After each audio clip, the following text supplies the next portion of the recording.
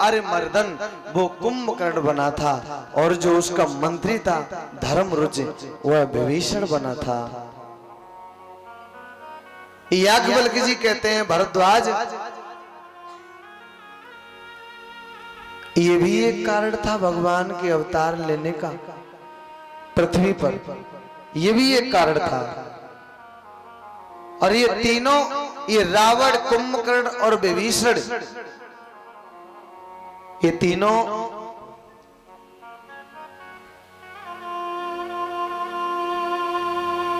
विश्रवा ऋषि के बेटा हैं। ये जो और इनकी एक सौतेली माँ थी इडविडा, उसके थे यक्षराज कुबेर, और ये तीनों केसनी के पुत्र थे, रावण, कुंभकर्ण और विभीषण। तो मेरे बुजुर्गों, मेरी माताओं, ये रावण इतना बलवान है, कुंभकर्ण भी बड़ा बलवान है, और विभीषण ने, इन तीनों ने तपस्या की, और जब तीनों ने तपस्या की तो इनकी तपस्या पर प्रसन्न होकर के ब्रह्मा जी प्रकट हो गए। ब्रह्मा जी, और ब्रह्मा जी साथ में शिव जी को लेकर के भी आए। शिव जी को लेकर के रावण से कहा सबसे पहले वरदान मांग लो। तो मैया पार्वती से भगवान भोलेनाथ कहते हैं, हे पार्वती, उन्हें तीनों को वरदान देने के लिए मैं और ब्रह्मा जी दोनों लोग गए थे। और जब ब्रह्मा जी ने रावण से कहा कि वरदान मांगो, तो रावण ने क्या कहा है, हम काऊ के मरे न मारे, हम किसी के मारे मरे नहीं। यानी पहले तो ये कहा कि हमें अमर कर दो, मैं कभी मरूं नहीं। ब्रह्मा जी ने कहा इसीलिए मैं जानता था कि तू ये मांगेगा, इसीलिए तो शिव जी को साथ में लेके आया हूं। मैं जन्म का देवता हूं, तो शिव जी मौत के देवता हैं, काल महाकाल हैं। तो जन्म के साथ मृत्यु लगी होती है। कोई फूल न बाग में ऐसा खिला, खिलके न जिसे मुरझाना पड़ा, विधि का ये अटल विधान रहा, जिसे आना पड़ा उसे जाना पड़ा। तो जन्म के साथ मृत्यु लगी है, मुझे पता था कि तू यही मांगेगा, तभी तो काल के देवता को लेके आया हूं साथ में। यानी मैं जन्म का देवता, शिव जी काल के देवता, तो इसलिए हम दोनों आए। जन्म मृत्यु साथ में है बेटा, ऐसा तो हो नहीं सकता कि तुम मरो नहीं, अमर नहीं हो सकते। लेकिन कोई दूसरा वरदान मांग लो। तब उसने कहा, हम काऊ के मरे न मारे, हम किसी के मारे नहीं मरे। तो कैसे मरोगे फिर?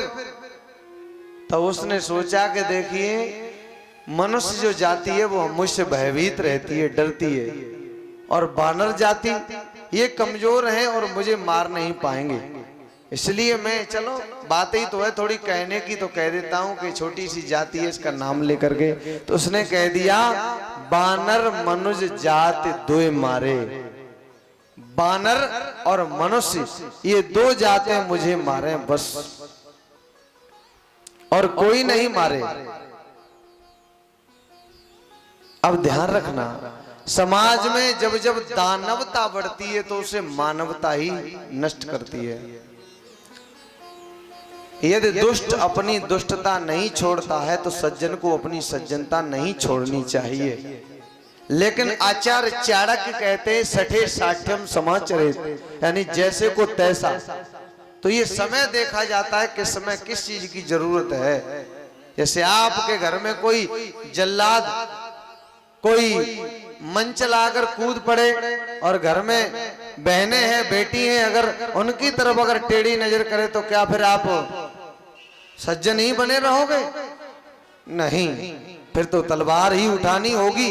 अगर ऐसी बात आती है, अपनी ही बहन नहीं, अपनी ही बेटी नहीं, चाहे किसी की भी हो, अगर कोई उसकी तरफ कुदृष्टि डालता है तो तभी क्षत्रिय कहलाने का अधिकारी है कि जब वो उसको जड़ से मिटा दे, उसको नष्ट कर दे, तब वो क्षत्रिय कहलाने का अधिकारी है। बलवान वो ही है, और शरीर से कोई बलवान नहीं होता। तो इसीलिए तो चाणक्य कहते हैं जब दुष्टता बढ़ती है तो उसे मिटाना भी पड़ता है, तो उसके साथ वैसा भी व्यवहार करना पड़ता है। तो जब जब दानवता बढ़ती है तो मानवता उसे मिटाती है, यानी कोई श्रेष्ठ मानव ही मार सकता है। अब आप कहो कि मानव के शरीर में भी तो दानव पल रहे हैं, तो वो जो दानवता पल रही है उसे कौन मिटाएगा? जो श्रेष्ठ मानव होगा। मानव कौन है? जिसके अंदर मानवता है वही तो मानव है, और वो दानव है।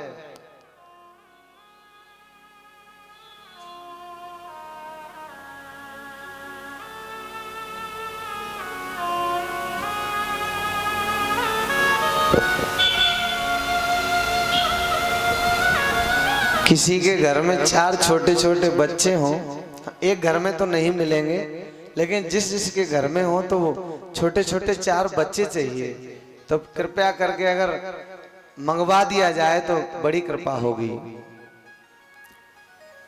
तो अपनी जिम्मेदारी समझते हुए थोड़ा ये कृपा करें, बहुत अच्छा लगेगा, बहुत आनंद आएगा। आज भगवान श्री राम का जन्मोत्सव बड़े धूमधाम से मनाना है, तो ये जरूर थोड़ा जिसकी भी नजर में हो तो वो जरूर ले आए, मंगवा ले। अभी प्रभु श्री राम का अवतार होने जा रहा है, तो ध्यान देना। अब दानव कौन है? जिसके अंदर राक्षसी प्रवृत्ति है, जो राक्षसी स्वभाव का है। और मानव कौन है?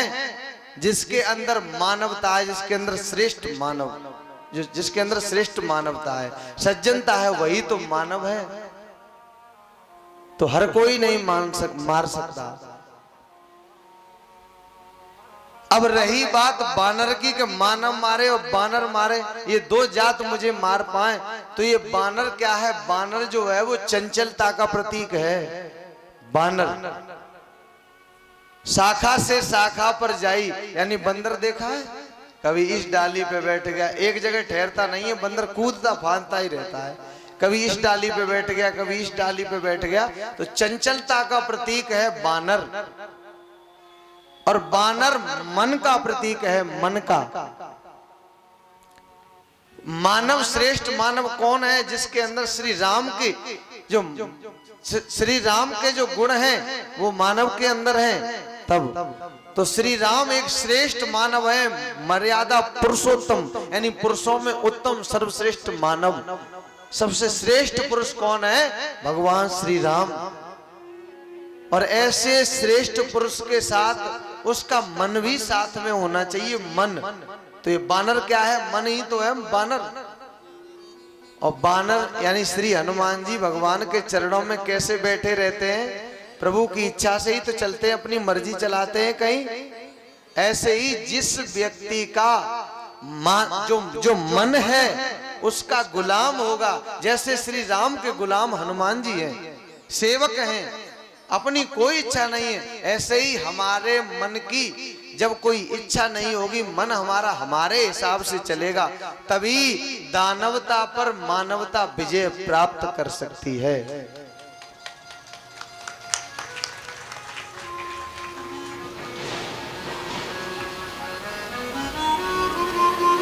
और कबीरदास जी कहते भी हैं, अटपट ज्ञान कबीर का झटपट लखा न जाए, जो जाको झटपट लखे तो सब खटपट मिट जाए। एक अचंभो हमने देखो, एक अचंभो हमने देखो, बंदर दूह है गाय, और दूध दूध तो सब पी लेवे, घी बनारस जाए।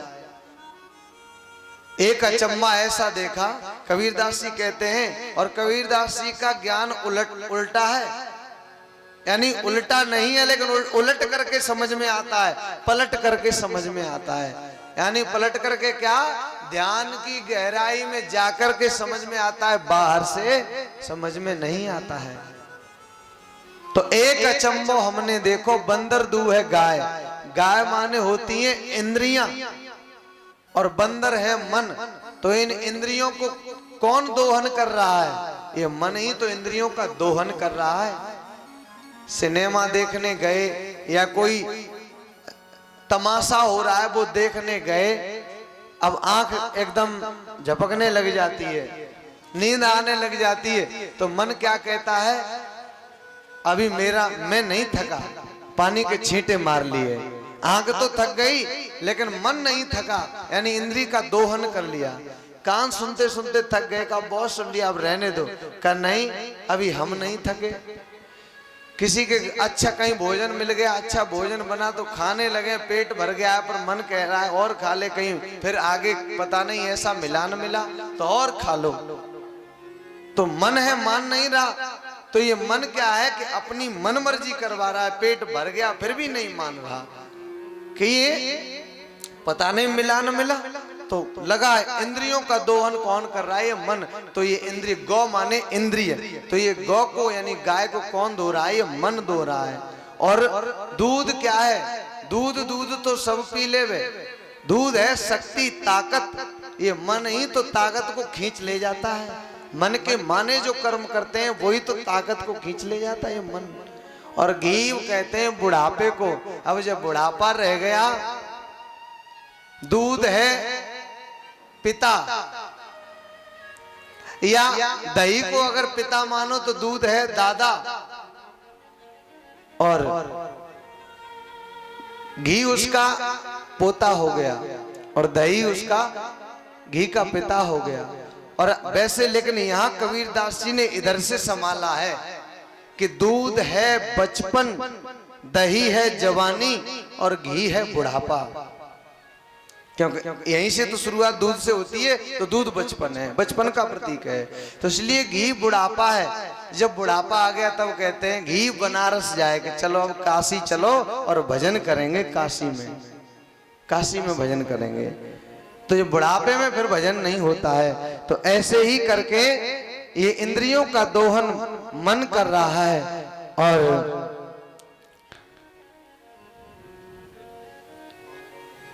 मानव के साथ जब मन हो जाएगा तो दानवता मिट जाएगी। बोलिए सद्गुरुदेव भगवान की जय। भोलेनाथ कहते हैं, हे पार्वती, मैंने और ब्रह्मा ने मिलकर के उसको, रावण को ये वरदान दिया कि चिंता मत कर। जैसे ही रावण ने कहा कि बानर मनुष्य जाति दोय मारे, तो कहा तथास्तु, ऐसा ही होगा, और उसको वरदान दे दिया। फिर कुंभकर्ण के पास गए, और कुंभकर्ण के पास जब गए तो शिवजी ने, ब्रह्मा जी ने सोचा कि अगर ये जागता रहा बहुत खाता है, अगर ये जागता रहा तो बहुत सा खाएगा, इसलिए इसकी बुद्धि फेर दो। तो इसलिए शारद प्रेरिता सो मत फेरी, मैया शारदा का ध्यान करके उसकी बुद्धि फेर दी, बुद्धि ही बदल दी। मांगे से नींद मास सट केरी, उसने 6 महीने की नींद मांगी कि 6 महीने सोऊं, फिर जगूं एक दिन के लिए, फिर 6 महीने सोऊं। ये नींद मांगी उसने, बुद्धि बदल दी मैया शारदा ने। अब विभीषण के पास गए, और विभीषण के पास जाकर के देखिए क्या कहा है भगवान ब्रह्मा जी ने। गए विभीषण पास पुने, कहे ओ पुत्र बर मांगो, ते मांगे ओ भगवंत पद, कमल अमल अनुराग। बेटा पुत्र बर मांगो विभीषण बर मांगो। रावण कुंभकर्ण सोचने लगे, हमको बेटा नहीं कहा और विभीषण को बेटा कहा है। गए विभीषण पास पुने, कहे पुत्र बर मांगे, पुत्र बर मांग लो। और भगवान तो उसी को पुत्र कहते हैं जो उनका भक्त होता है। तो विभीषण को पुत्र कहा तो रावण कुंभकर्ण को बड़ा अजीब लगा। और विभीषण ने क्या मांगा? विभीषण ने मांगा, प्रभु बस आपके चरणों में जन्म जन्म अनुराग बना रहे। मैं भले ही राक्षसी योनि में हूँ, पर मैं आपका भक्त रहूं, मैं यही आपसे मांगता हूँ, और कुछ नहीं मांगता हूँ, आपके चरणों की सेवा। का ठीक है, आज ब्रह्मा जी ने तीनों को वरदान दे दिया है। इधर जो मैं दानव था उसने अपनी बेटी मंदोदरी जो है वो ला करके रावण को दे दी। क्यों? कि मैं दानव बड़ा चालाक था, वो होशियार था। उसने जाना कि अब आगे चल करके इसी की विजय पताका तीनों लोकों में फहराएगी, इसलिए इसको अपनी कन्या ब्याह दो। और राक्षस जब रिश्ता करता है तो अपने बड़े से करता है, क्योंकि काम आ जाए। तो उसने अपनी बेटी को अपने से बलवान के साथ यानी रावण के साथ ब्याह दिया। और समुद्र के बीच में त्रिकूट नामक एक विख्यात पर्वत है और उसी पर्वत के ऊपर जो सोने का दुर्ग है वो लंका जिसे कहते हैं, जग विख्यात नाम ते लंका, उसमें वो रावण रहता है। ये कुबेर की थी लंका, लेकिन रावण ने छीन ली थी, तो उस लंका में रावण रहता है। और देखिए तुलसीदास जी रामचरितमानस में कहते हैं, याज्ञवल्क्य जी कहते हैं, हे भरद्वाज मुनि, हर कल्प में जो कोई रावण बन के आता है वो इसी लंका में निवास करता है। इसी लंका में जब भी जो कोई रावण बन के आए तो इसी लंका में निवास करता है। तो ये लंका जो थी वो कुबेर की थी और इसने जीत लिया था। पुष्पक विमान जो था कुबेर का वो भी इसने ले लिया था, पुष्पक विमान। इसका बड़ा परिवार था मेघनाद यानी इंद्रजीत, जिसने इंद्रलोक जीत लिया था और इंद्रजीत जैसा इसका बेटा था। और रावण का जो इतना बड़ा खानदान था, इतना बड़ा परिवार था, उसको देख करके रावण फूला नहीं समाता था। और रावण ने आज्ञा दी, देखते हो मेरे पुत्रों, कहीं देवताओं का स्थान नहीं होना चाहिए, गाय को कहीं पूजा नहीं होनी चाहिए, गाय की वेदों को नहीं मानना है, ब्राह्मणों को नहीं मानना है, संत जो भगवान के भक्त हैं, जो विष्णु के, उन पर काम करवाना है, उन्हें त्रास देनी, उन्हें दुखी करना है। ये रावण का ऐलान। जब अत्याचार बढ़ा तब यही होता है, जब दुष्ट के हाथ में सत्ता पहुंच जाती है तो वो अत्याचार को बढ़ावा देता है, भ्रष्टाचार को बढ़ावा देता है। ऐसे ही देव जक्ष गंधर्व नर किन्नर नाग कुमारे, जीति बरी निज बाहुबल बहु सुंदर वरनारे। जो देवताओं की, किन्नरों की, गंधर्वों की जो स्त्रियां हैं, नागों की, यक्षों की, उन स्त्रियों को, ये उनकी कन्याओं को जबरदस्ती छीन के ले आता है रावण और अपने लिए विवाह लेता है। ये ऐसा दुष्ट था, ऐसा अत्याचारी था।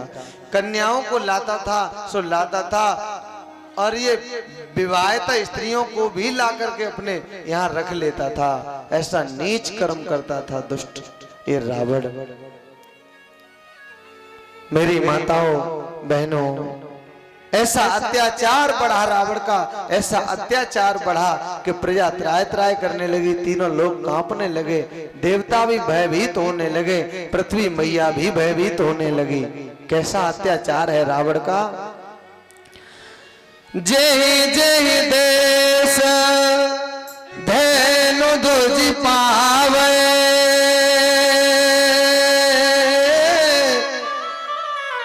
नगर गांव पुर आग लगावे।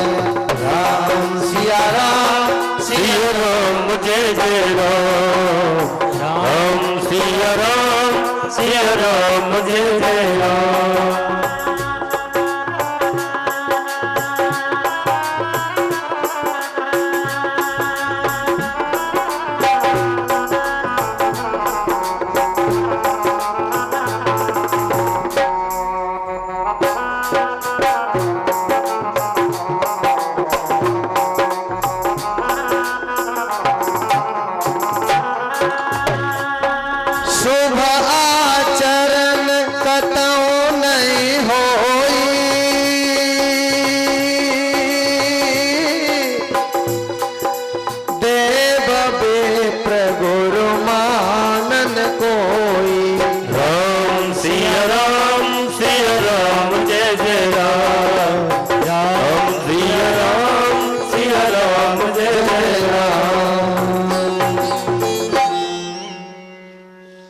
जहां जहां जिन देशों में गाय, ब्राह्मण और संत रहते हो, वेद हो, उनको नष्ट कर दो, उजाड़ दो, नगर गांव पर आग लगावे और नगरों में, गांवों में आग लगा देते हैं ये राक्षस।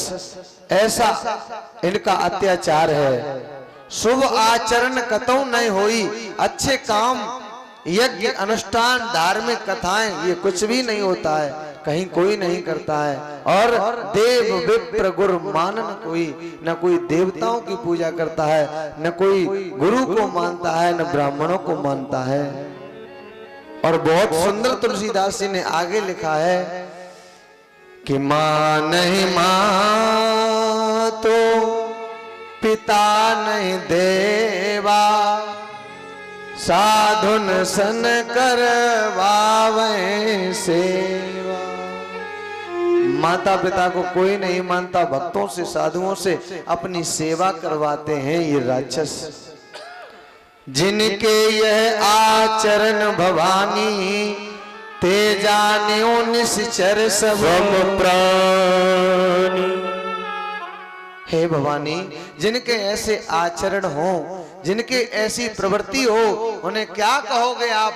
ऐसे लोगों को तो राक्षस ही मानो। राक्षस, वो राक्षस से कम नहीं है। सकल धर्म दे खै विपरीत, सकल धर्म दे खै विपरीत, सकल धर्म दे खै विपरीत, सकल धर्म दे, सकल धर्म दे खै विपरीत। कही न सके राम भयभीता, कही न सके राम भयभीता। सकल धर्म देखें विपरीता, कही न सके रावण भयभीता। संत महात्मा भक्त सारे धर्म विपरीत हो गए, सारे उल्टे काम हो रहे हैं, लेकिन रावण के भय से कोई कुछ भी कह नहीं सकता है, कोई विरोध नहीं कर सकता, क्योंकि पता है अगर विरोध किया तो जान से हाथ धो बैठेंगे। इसलिए पृथ्वी मैया व्याकुल होने लगी। और मेरी माताओं, भाइयों, बुजुर्गों, जब अत्याचार बढ़ता है तो पृथ्वी मैया त्राय त्राय करने लगती है, घबराने लगती है, व्याकुल होने लगती है। पृथ्वी मैया घबराने लगती है, बेचैन हो जाती है। तो पृथ्वी मैया व्याकुल हो गई, घबराने लगी पृथ्वी मैया, और ब्रह्मा जी की शरण में जाती है। हे ब्रह्मा जी, हे प्रजापिता ब्रह्मा, हे विधाता ब्रह्मा, मेरी रक्षा करो, मेरी रक्षा करो, मेरी रक्षा करो। लुटेरे बहुत बढ़ गए हैं, डाकू बहुत बढ़ गए हैं, अब क्या किया जाए? तो पृथ्वी देवी अंत में कपिला बे